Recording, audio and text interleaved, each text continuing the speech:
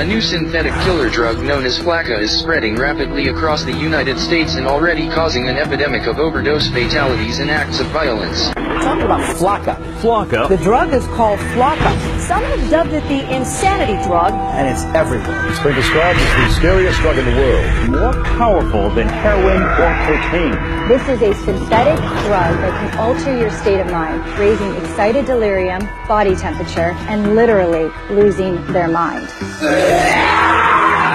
They're all experiencing like superhuman kind of strengths. Or it takes 6 policemen to hold them down. That's a problem. Psychotic breakdowns, hallucinations, aggressive, violent behavior, Cannibalism and self-mutilation. indiscriminate violence. When FLAKA takes over, We are living in the context of the end of the age. We are a nation under judgment.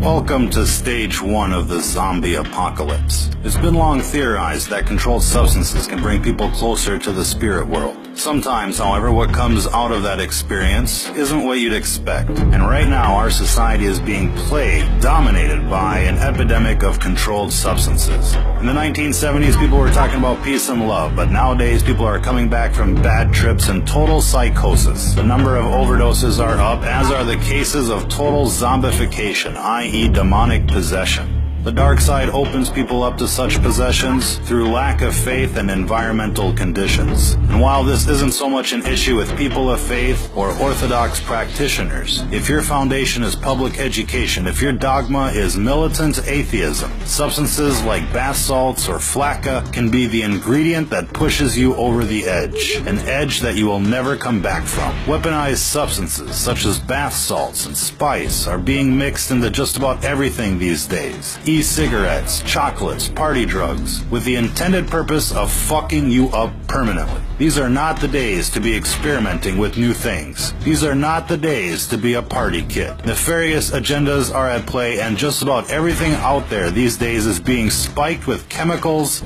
to do you in. This recent craze of legal highs, for example, has become epidemic in proportion. Coupled with the outbreak of pharmaceutical abuse, heroin abuse, meth abuse, this all has the potential to doom an entire generation like never before. Our message is clear. Don't be a guinea pig. Whatever is out there circulating on the streets these days is experimental in nature. Cities are receiving experimental batches so that the effects can be recorded and analyzed. Now, we'd like to think that most of you out there have the common sense to avoid these types of substances. But if not, let this be a fair warning to you. If what you're into is not 100% natural, if your surroundings and mental state is not 100% positive, whatever you're thinking about is not worth the experimentation. Even alcohol has the potential of channeling in evil spirits. If you go to a liquor store in British English societies, hard liquor is called spirits, and it's called spirits for a very good reason. Again, these are gateway substances, and when they're added to the atheist psyche, anything is possible. If you've ever seen somebody turn bright red while drinking, you're basically watching demonic forces take over. Most times, the affected individuals are unaware, and while most of us dismiss their drunken behavior as simply being drunken behavior, there is something else going on. The dark side is constantly trying to induce what's called mutation by design. It's the main reason why everything you buy is laced with chemical or unnatural substances. They call the food GMOs, with the intended purpose of changing the composition of people from a natural state to an unnatural state, from a natural vibration to an unnatural vibration. And while this gets into the metaphysics of the world at large, what you're seeing here isn't natural.